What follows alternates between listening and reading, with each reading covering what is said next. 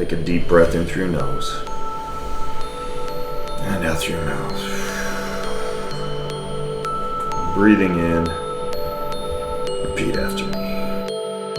I'm aware of my food. Aware of my food, breathe out. I smile at my food.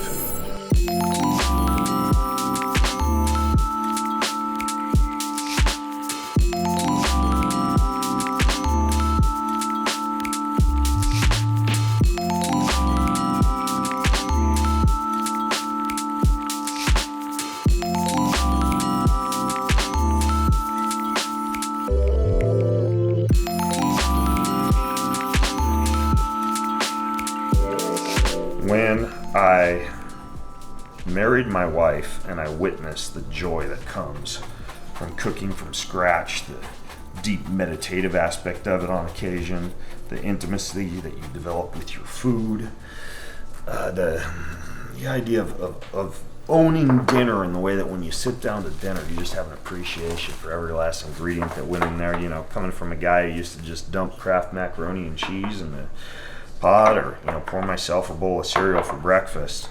One of the coolest parts about savoring God's creation is all the preparation aspects of it. It's just like anything, right? It's the journey, not the destination. The destination is fun, trust me. The destination is going to be mouth-watering.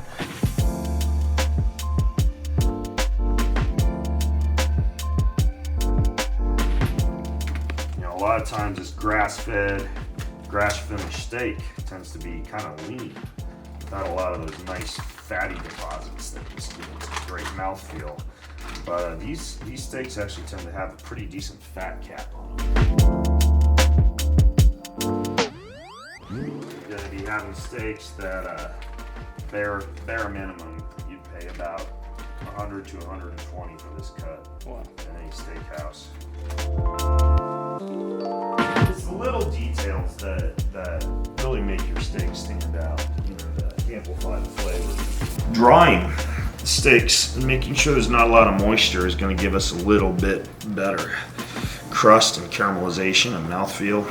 It's more important with fish, but it helps with the steaks as well. So what do we got here? We got a coffee, salt, paprika, cayenne rub. Coffee is a very, very interesting rub. Not only for people who drink coffee should this be an option for you, because you got coffee grounds every morning, and it's the spent coffee grounds, not the fresh ones, that taste even better on steak.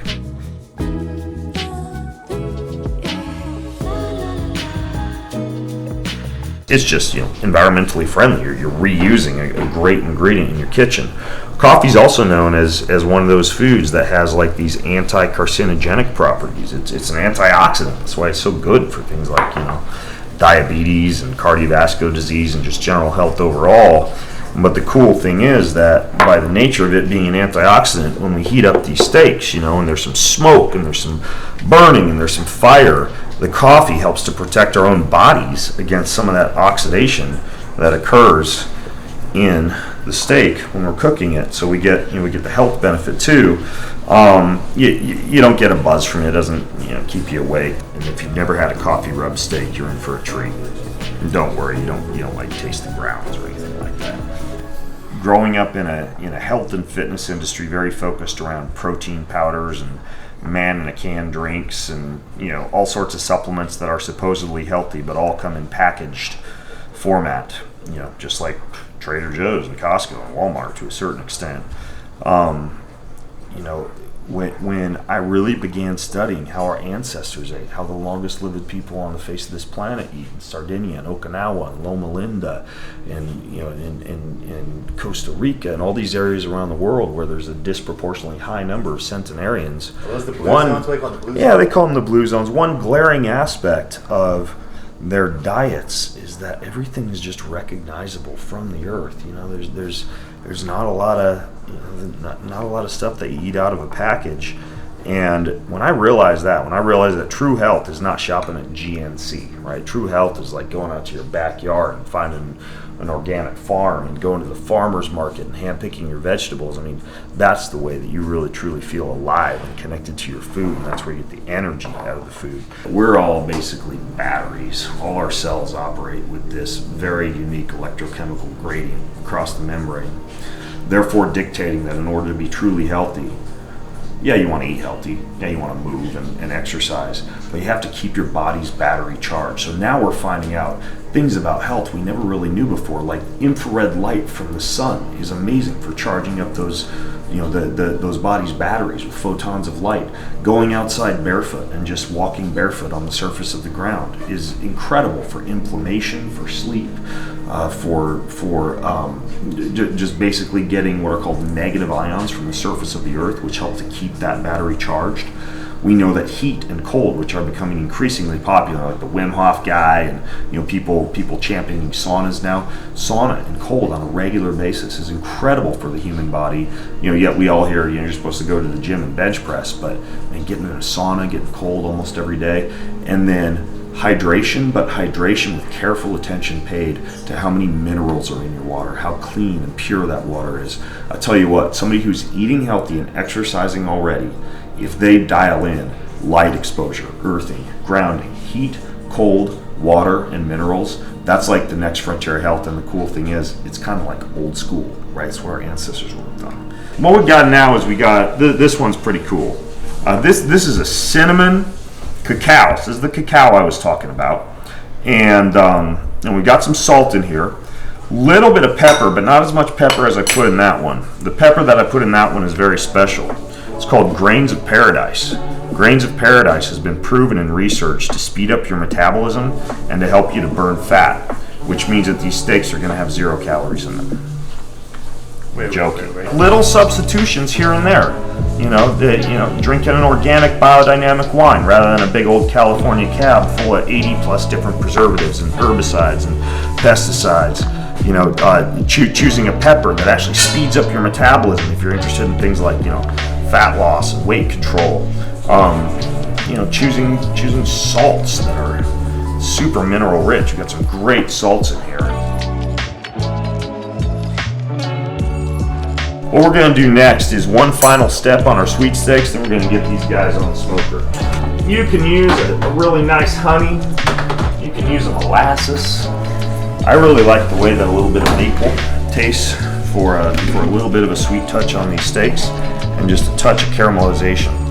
So what I do is I just get a little drizzle, because in our waffles, we're not at Denny's. We're just kind of adding a little bit of flavor here.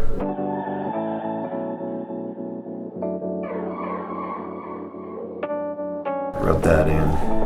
Now in my excitement about getting you guys these steaks started up, I skipped one step that's not crucial, but that can be nice when you're doing a rub. And that's scoring, meaning that I'll oftentimes cut little check marks up and down in the steak before I rub it.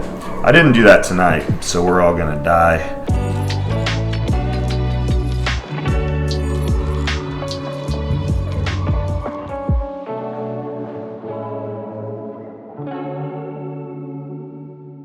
We're gonna smoke these bad boys for about an hour. You don't want to waste any of your rubs. So a little extra on there.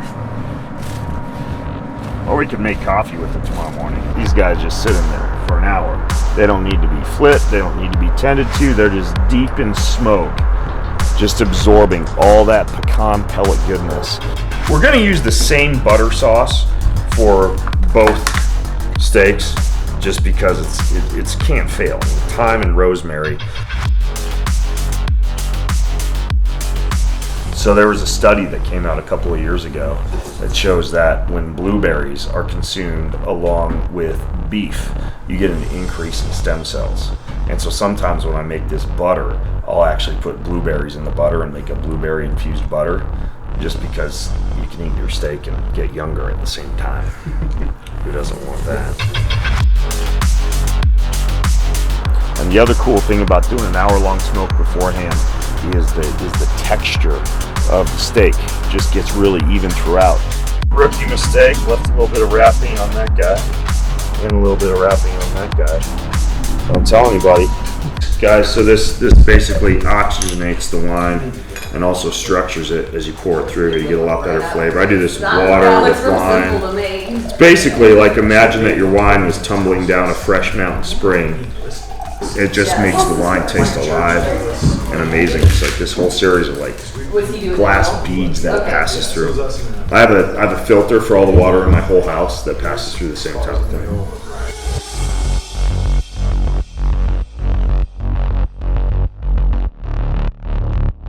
This is called the Boundless. Lavender, rose, a little bit of wine. It's like a rosé. It's a real man's drink. You know, it's pretty much that or whiskey around here. All the wines I get are organic, biodynamic wines, meaning that they grow the grapes without a lot of water. They get super stressed, and that concentrates all the antioxidants in the grapes, but it also lowers the sugar content and slightly lowers the alcohol content of the wine. And there's no sulfites, there's no herbicides, there's no preservatives, there's no pesticides. It's good, clean, like you could drink a bottle of this hangover free. How should people think about butter? Again, I grew up, it was evil. Butter is evil, it's going to clog your arteries and it's going to kill you. Ben Greenfield says what? There was a very, almost like politically driven movement back when all that vilification of saturated fat occurred because we had a lot of monocropping of soy and wheat and other compounds that we could eventually turn into oil, particularly rapeseed or canola. And we also had the emergence of a lot of these synthetically produced fats like Crisco, margarine, etc. Well, in the years since then, we've come to find that canola oil, safflower oil, sunflower oil, and the like is incredibly fragile, and when heated or when put under pressure, creates what are called free radicals that have the ability to be able to just rip apart the membranes of your cells. Matter of fact, if somebody came up to me at the county fair and offered me like a stick of cotton candy or a corn dog, I'd always take the cotton candy 10 times out of 10 because that's just sugar, right? I can go for a walk around the fair, maybe go for a ride and scare myself, maybe go do some bench pressing or whatever, and the sugar's in and out of me. But whatever oil that was used to soak and fry that corn dog is going to be what my body uses to make its cell membranes for about the next 3 months. That's why vegetable oils are such a problem. And when you combine that with the fact that a lot of the harder oils that have been created synthetically, like Crisco and margarine, have a lot of trans fats in them, which we've now found are one of the most horrific things that you can put into your body for cardiovascular health, dictates that the vilification of saturated fats was really unfortunate because these saturated fats got replaced with highly unnatural synthetic fats and oils that aren't good for the human body. And furthermore, what we found is that most people can handle and actually do very well in terms of the way they build cell membranes, the way they build hormones and things like, testosterone and healthy cholesterols and estrogens. Those saturated fats are incredibly important for that. Grab a plate, bring over your plate, and I will just dish you guys up whatever piece of the steak you're most craving. Whether you want a bone or a big old chunk of everything. Whatever you would like. I know, it's all the smoke and talking and just cut these guys into nice bite-sized pieces.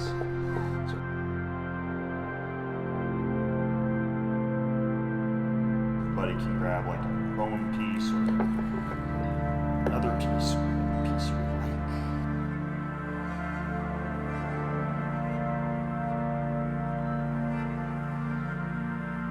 Does that look good?